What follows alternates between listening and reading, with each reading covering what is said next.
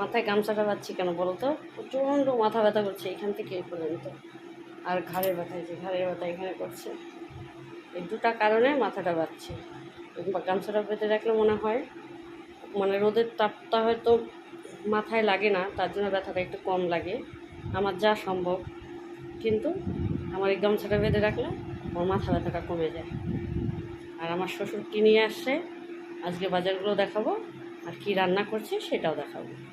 করলা, ঝিঙে, ঝিঙে তো না, কী বলে এটাকে, পটল, শশা, ডাঁটা যে মাছ বসিয়ে দিয়েছি। মাছের কালারটা কেমন যেন দেখাচ্ছে, সাদা সাদা।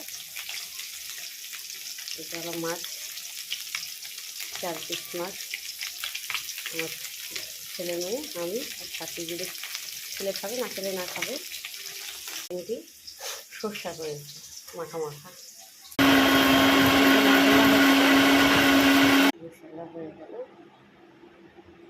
একদম, মাছ হয়ে আসছে।